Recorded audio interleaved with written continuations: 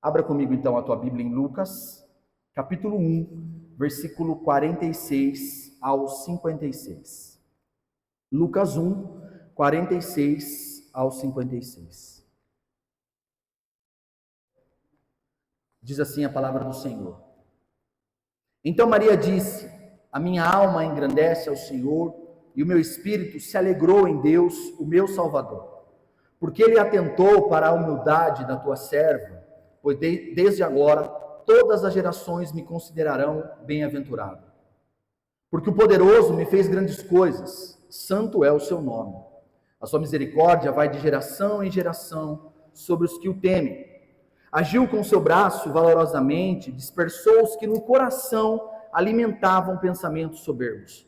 Derrubou dos seus tronos os poderosos, exaltou os humildes, encheu de bens os famintos e despediu vazios os ricos. Amparou Israel, seu servo, a fim de se lembrar da sua misericórdia, a favor de Abraão e de sua descendência para sempre, como havia prometido aos nossos pais. Maria permaneceu cerca de 3 meses com Isabel e voltou para sua casa. Amém? Curva a tua cabeça mais uma vez. Senhor, ó Deus, nós queremos, Pai, te agradecer por esse tempo, te agradecer, Pai, por esse momento. Pedimos, ó Deus, que o Senhor nos abençoe, que apesar de mim, ó Pai, o Senhor possa falar ao coração dos meus irmãos e que a tua palavra, Deus, ela nos alimente, ela nos abençoe. Em nome de Jesus. Amém. Amém? Queridos, é um desafio muito grande para nós compreendermos e nós entendermos como que nós lidamos com as tensões da palavra de Deus, com os conflitos que muitas vezes nós vemos na palavra de Deus. Existem conflitos que a palavra muitas vezes expõe para o nosso coração, como por exemplo, como nós lidamos com a realidade de que o mundo que nós vivemos tem pessoas poderosas e temos pessoas humildes.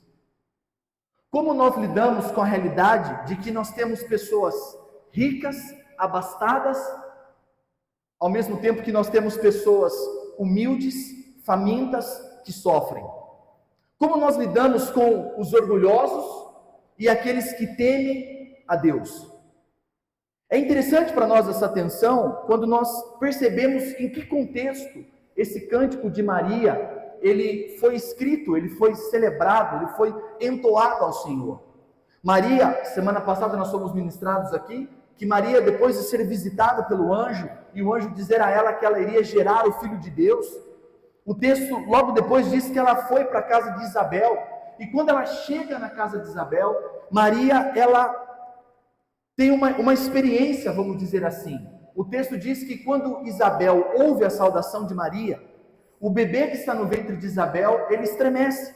Nós sabemos que é João Batista, ainda com 6 meses apenas, ele já consegue perceber a presença de um outro bebê que está no ventre de Maria. Olha que coisa completamente fenomenal.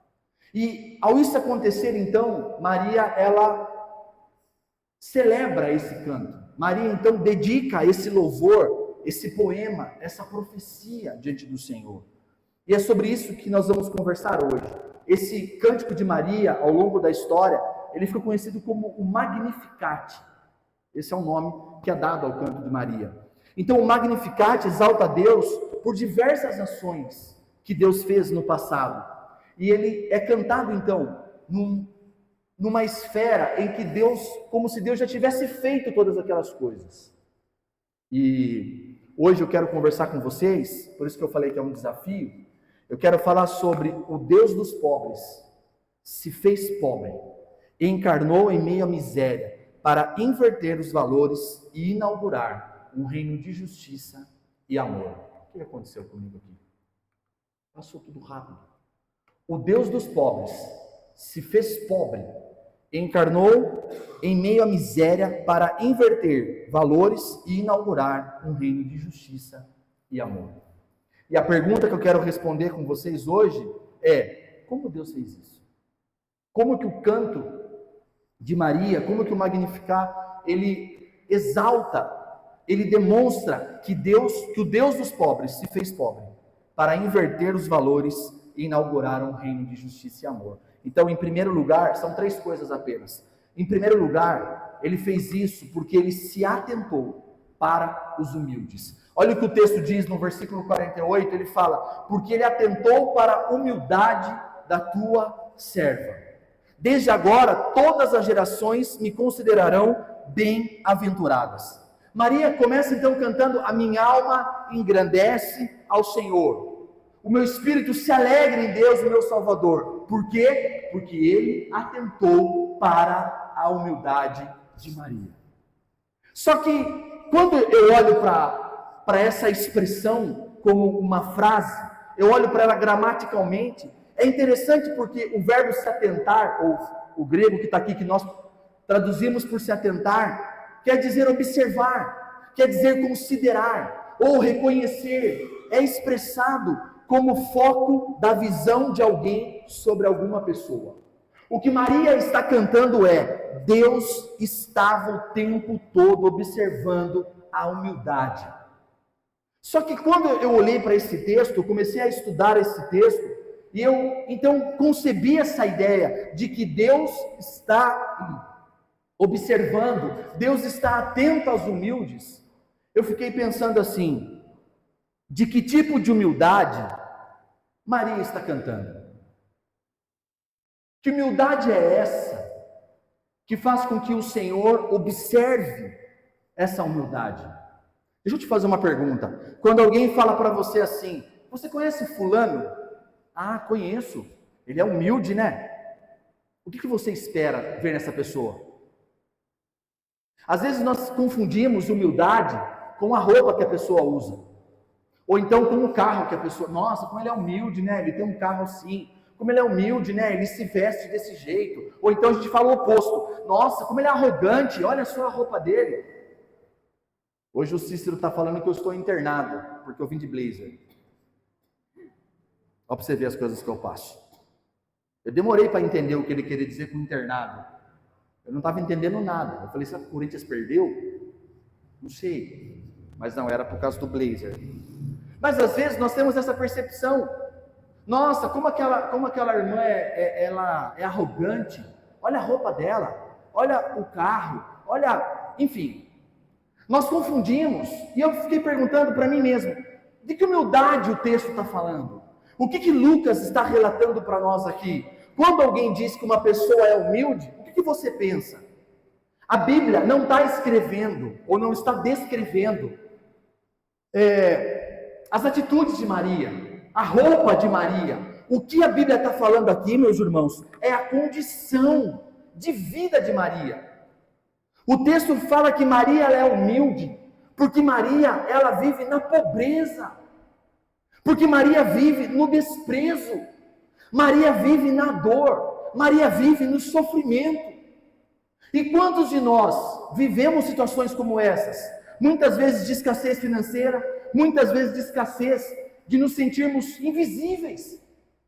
Se eu perguntasse aqui, por exemplo, quantos de nós aqui, muitas vezes nos sentimos invisíveis? Às vezes dentro da nossa própria casa.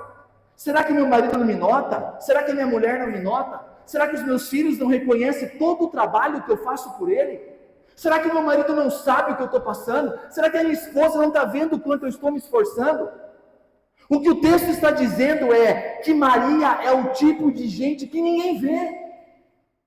Maria representa aquela pessoa que ninguém liga.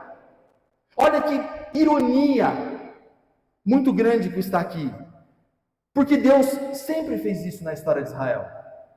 O canto de Maria ele é muito parecido com o canto de Ana, mãe de Samuel, que também era uma mulher desprezada. A Penina, que havia dado filho ao seu marido, ria e zombava da cara dela porque ela era estéril. Quantos de nós, muitas vezes, somos invisíveis aos olhos das pessoas? Quantos de nós sofremos calados, choramos, porque parece que ninguém nota o nosso sofrimento, ninguém nota a nossa angústia, a nossa insignificância? Olha que interessante isso. O versículo termina, está projetado ali, depois que ela fala que Deus se atentou para essa humildade, ela diz: porque desde agora, todas as gerações me considerarão bem-aventurada. Você já ouviu isso 1 milhão de vezes na igreja? Bem-aventurado quer dizer feliz, abençoado. É engraçado, não é? Já fazem 2000 anos que ela cantou, um pouco mais, um pouco menos, que ela cantou esse cântico. Mas nós estamos aqui agora, em 2025, lendo. Realmente, Maria, ela é uma pessoa feliz. Deixa eu te fazer uma pergunta. Será que Maria comprou aquela carroça nova da BMW que lançou naquele ano? Porque não tinha carro, né? Era carroça. Será que Maria comprou um jumento da Jaguar? Sim ou não? Será que Maria foi embora de Nazaré e foi morar em algum palácio em Roma? Por isso que ela é feliz? Aconteceu isso, irmão? Não. E por que ela está cantando? Todas as gerações saberão que eu sou uma pessoa feliz. Porque eu era uma pessoa insignificante, ninguém olhava para mim. Aliás, quando alguém diz assim que Jesus, ele é de Nazaré, um dos discípulos vai dizer assim: ué, alguma coisa que presta vem de Nazaré? Essa era a cidade de Maria, esse era o contexto dessa mulher, jovem, uma menina jovem, pobre, invisível, que ninguém olhava para ela. Mas o texto diz para nós o seguinte: Deus se atentou para a insignificância de Maria. Então eu posso dizer para você nessa noite, Deus está olhando para cada uma das nossas dores, das nossas dificuldades, porque o Magnificar começa com um Deus que olha para aqueles que o mundo não enxerga. Amém? Mas aqui eu preciso te fazer uma pergunta. Se a humildade de Maria representa aqueles que são invisíveis, aonde nós estamos buscando grandeza?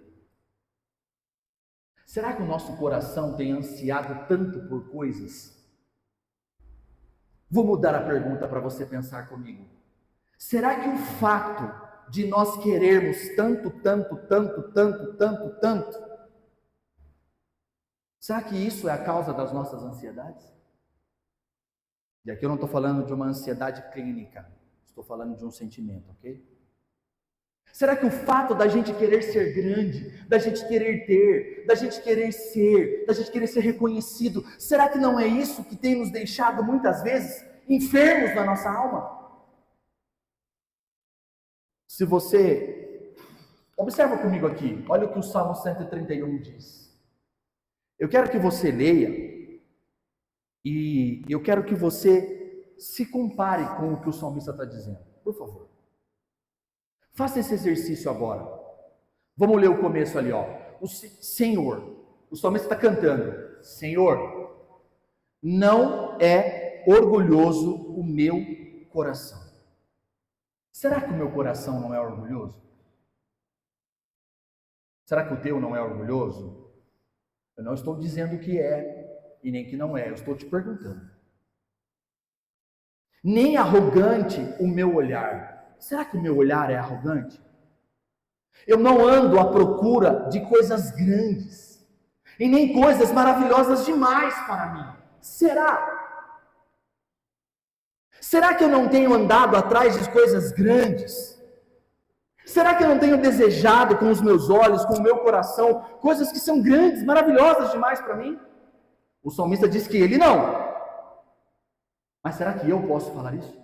Será que você pode afirmar essa realidade? Versículo 2.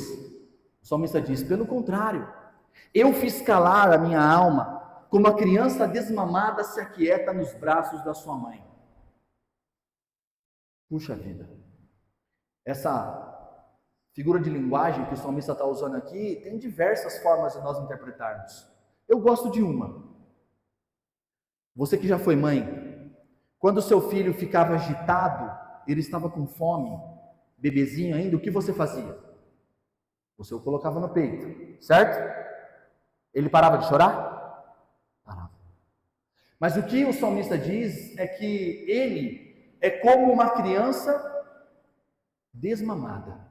Ou seja, uma criança que não mama mais. Mas que mesmo assim, quando a mãe o coloca no braço, ele para de chorar. Olha que profundo isso que eu estou te falando. Será que a nossa relação com Deus, ela é como a de uma criança que se lembra da mãe porque sabe que a mãe tem leite para dar? Ou será que a nossa relação com Deus é como uma criança que não está ali pelo leite? Ela já não mama mais, ela só está ali por causa do colo da sua mãe. Será que eu vou atrás de Deus quando eu quero alguma coisa, quando eu estou desesperado, ansioso por algo? Ou será que Deus basta para mim? O que o salmista está dizendo aqui é o seguinte: o meu coração não é orgulhoso, eu não estou à busca de coisas grandes demais para mim, pelo contrário, eu calei a minha alma, eu sosseguei o meu coração, eu sou uma criança que está no colo de Deus, porque eu quero mais de Deus, e não porque eu quero alguma coisa que Ele tem para me entregar. Sabe como se chama isso aqui? Maturidade espiritual. Maria, ela era uma mulher insignificante para os homens, mas o coração dela esperava pelo Senhor. O coração de Maria ansiava pelo Senhor. O verso 3 termina: espere, ó Israel, no Senhor, desde agora e para sempre. O canto de Maria diz para mim e para você: a espera acabou, o Senhor já veio. Amém? Mas em segundo lugar, o Deus dos pobres que se fez pobre, para inaugurar um reino de justiça e amor, Ele fez isso. Por quê? Como? Porque Ele fez coisas poderosas. Deus sempre fez coisas poderosas. Mas olha o que o canto diz para nós: assim, com o seu braço, valorosamente, dispersou os que no coração alimentavam pensamentos soberbos. Derrubou dos tronos os poderosos e exaltou os humildes. As palavras desse salmo, elas remetem ele é um salmo, né? Mas ela remete a um outro salmo, o Salmo 98, que diz: cante ao Senhor um canto novo, porque Ele tem feito maravilhas, a sua mão direita e o seu braço lhe dará a vitória. Maria sabia, meus irmãos, que Deus estava estendendo sua mão e o seu braço forte na direção do povo. Só que esse texto que está projetado aqui para você, ele está demonstrando que o mundo está sendo transformado. Ele está mostrando que a partir desse momento em que Jesus está sendo concebido, o mundo está sendo invertido. As coisas estão mudando de caráter. Ele apresenta uma nova realidade. Aquele que se acha poderoso será abatido. Não é o que está escrito ali? E aqueles que são humildes, esses serão exaltados. Mas aqui eu preciso ser honesto com você. Quando você lê esse texto aí e você me ouve falar isso, você pode estar pensando assim: Caio, mas eu estava vendo o jornal sexta-feira e continua uma guerra lá em Brasília ainda. Os homens ainda estão brigando pelo poder humano. Caio, eu estava olhando na internet e o Trump fez isso. E aí um pastor lá fez aquilo. Aí o padre lá fez aquilo outro. Ou seja, parece que o que está escrito ali é mentira. Não parece? Porque o texto está dizendo o seguinte: que ele vai derrubar do trono os poderosos, mas os poderosos estão sentados no trono ainda, irmãos. Não é a Bíblia que é mentira, é a nossa compreensão que é errada. Porque o que Deus está fazendo nesse texto é inaugurando um reino. E se você se lembra, 2 meses atrás, quando nós falamos sobre Tito, eu apresentei para vocês aqui diversas vezes o conceito da cidade de Deus e da cidade dos homens. No reino dos homens, os poderosos ainda brigam por causa do trono. No reino dos homens, os poderosos ainda pisam nos mais fracos. Os abastados desprezam os que não têm nada. Mas no reino de Deus, não deve ser assim. Na cidade de Deus, só tem um trono, e só um está sentado nele, o Filho de Deus. No reino de Deus, do qual Maria está dizendo que o Cristo está inaugurando aqui no texto, há uma reversão de valores. E me perdoe a minha sinceridade, não fique bravo comigo, mas se nós estamos entendendo então que quem briga pelo poder, seja ele político, seja ele religioso, seja ele humano, seja ele financeiro, seja ele do mercado, seja o que for, por que eu e você entramos em brigas e discussões por poder? Porque nós não entendemos ainda que a nossa pátria não é daqui, que nossa pátria, ela é da eternidade, que os meus pés estão tocando esse chão, que eu vivo, eu trabalho, eu pago, eu compro, eu respiro nesse mundo que é caído, mas a minha cabeça, ela deve estar nas alturas. O meu coração deve ser habitante da cidade de Deus, aonde o verdadeiro homem poderoso não é o que muito tem, mas é o que muito dá. Não é o que muito pode, mas é o que muito se entrega. Não é o que muito recebe, é o que muito serve. Não é isso que o Senhor falou? No reino de Deus as coisas são invertidas. E nós continuamos brigando contra Deus porque nós queremos o que o mundo tem para nos dar. É interessante, irmãos, porque os soberbos continuam governando em muitas esferas, mas na cidade de Deus não. No reino de Deus não é assim. Mas eu quero olhar para o nosso coração por um momento. Em qual área da sua vida você ainda pensa como esse velho mundo? Você ainda acha que você precisa ser grande? Em qual área da nossa vida nós ainda desejamos poder? Em qual área da nossa vida nós ainda queremos status? Isso é grave, sabia? O reino de Deus é uma inversão de valores. O que o cântico está declarando é que Deus dispersa os soberbos no pensamento do coração. A soberba, às vezes, não está na nossa roupa, mas ela está no nosso coração. A soberba, às vezes, ela vem travestida de humildade, mas não deixa de ser soberba. A soberba, às vezes, está na maneira como nós tratamos os nossos irmãos. Sabe como que você vê uma pessoa soberba?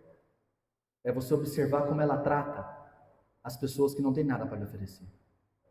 É aí que nós vemos quem as pessoas são. Porque tratar bem quem tem muito para nos dar é fácil.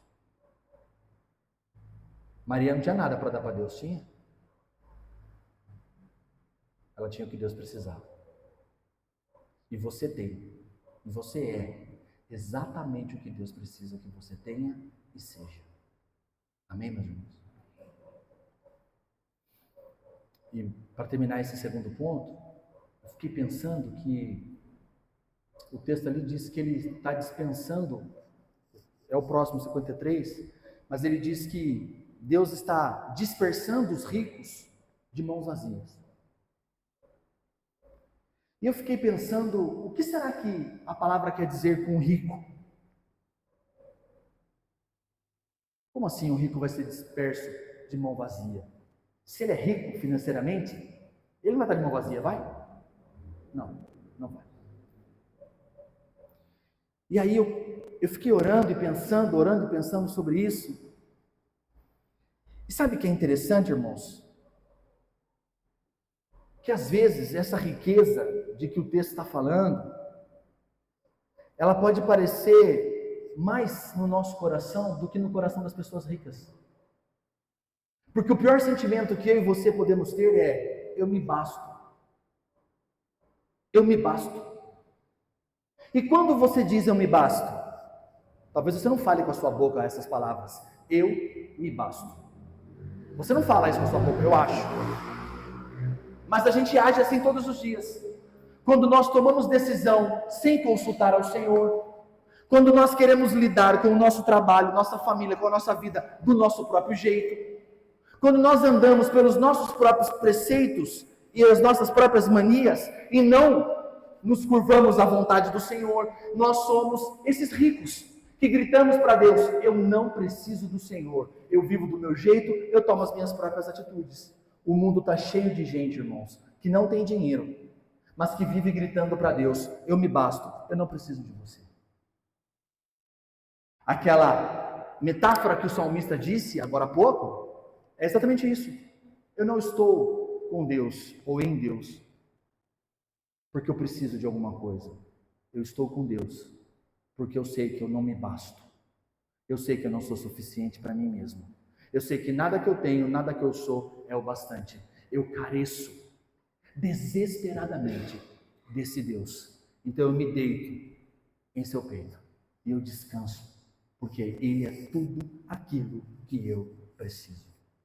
Irmãos, Deus enche a vida daqueles que precisam. E Deus dispersa vazio aqueles que são autossuficientes para si mesmo. Deu para entender? Deu? Deu mesmo? Eu fiquei pensando nisso. Sempre tem alguém que se acha grande demais para ser tocado por Deus. Sempre tem. Às vezes nós falamos assim, mas Deus não fala comigo, Deus não toca, Deus não faz. Olha, eu estou pedindo, eu estou fazendo, eu estou orando. Então, às vezes eu sou grande demais, sabe? Ou então, talvez aqui no nosso meio tenha alguém que se sinta pequeno demais. Olha, eu sou pequeno demais, por que Deus ia querer alguma coisa comigo? As duas coisas estão erradas e as duas razões são pecados.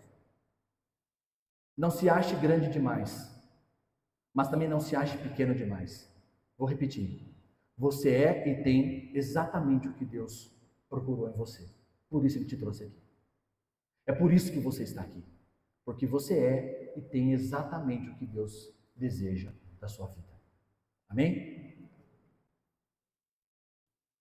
Mas em terceiro e último lugar, o Deus dos pobres, Ele se fez pobre e Ele encarnou, porque Ele amparou os filhos da aliança. Olha só os conflitos aqui. Os orgulhosos versus os temerosos. Os poderosos versus os humildes. Os ricos versus os famintos. Como que nós vamos lidar com essas coisas? Dessa forma. Deus amparou os filhos da aliança. Olha o que o texto diz. Ele amparou Israel, ou seja, os filhos da aliança, né?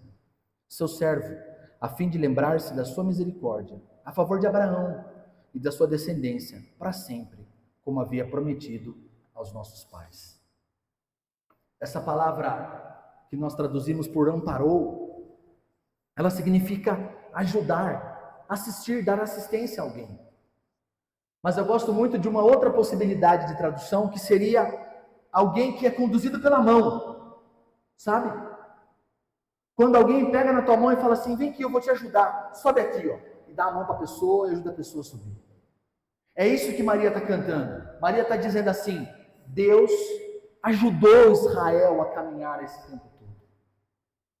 É Deus quem tem pego nas minhas mãos e nas tuas mãos esse tempo todo. Então, como que nós vamos lidar com esses conflitos? O texto nos dá uma resolução.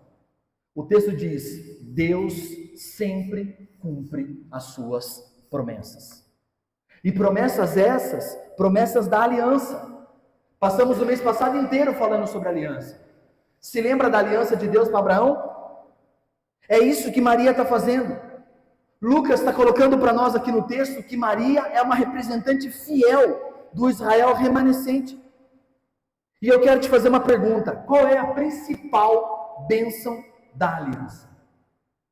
Qual é a principal bênção da aliança? Você ouviu 5 sermões no mês passado sobre isso. Mas tem uma principal. Uma bênção principal. Olha o que o texto de Gênesis 17 diz. Estabelecerei uma aliança entre mim e você, Abraão, e a sua descendência, os teus filhos, no decurso das suas gerações. Aliança perpétua, para ser o seu Deus e o Deus da sua descendência. Ser o nosso Deus e o Deus dos nossos filhos. Essa é a maior bênção da aliança. Deus prometer que será o seu Deus e o Deus dos teus filhos. Eu já falei isso há um tempo atrás e quero perguntar mais uma vez. Como está o teu coração em relação a isso? Você ainda continua temendo isso? Ou você descansa por saber que Deus prometeu ser o Deus dos teus filhos? Você pode estar preocupado, você pode estar chorando, você pode estar com medo, você pode estar no que for. Mas não deixe nenhum outro sentimento tomar conta do teu coração, a não ser essa certeza: Deus prometeu ser o Deus dos meus filhos. Amém? E uma última verdade para me terminar. Tudo que nós ouvimos no mês passado sobre a aliança, o que está acontecendo agora, é que essa aliança não é mais um sinal. A aliança não é mais um arco-íris no céu. A aliança agora não é mais a circuncisão de Abraão. A aliança não é mais um sinal. A aliança agora se tornou uma pessoa. Um bebê que nascerá em Belém. Essa aliança ganhou nome, ganhou corpo, ganhou vida. Jesus Cristo. E ele nasceu, ele vai nadar, vai? Ele nasceu, ele cresceu, ele morreu e ele ressuscitou. Para tornar tudo aquilo que as alianças diziam verdade nas nossas vidas. Só que quando ele ressuscitou, ele nos enviou. E nos enviou para quê? E eu termino dizendo isso para você. Nos enviou para manifestar essa verdade. O Deus dos pobres se fez pobre e encarnou em meio à miséria para inverter os valores e inaugurar um reino de justiça e amor. Lá fora os homens continuarão brigando, matando pelo poder. Aqui dentro não. O meu Senhor morreu porque não quis o poder. Os religiosos o mataram. Os políticos o mataram porque ele não queria poder. Ele queria obedecer o Pai. E se você se lembra como nós terminamos o nosso sermão semana passada, termina com a nossa irmã Maria dizendo: eis aqui a tua serva, que se cumpra em mim a tua vontade, Senhor. Será que hoje você pode dizer isso para o Senhor? Eis aqui o teu servo, eis aqui a tua serva, que se cumpra em mim a tua vontade. Amém? Que Deus nos abençoe, meus irmãos.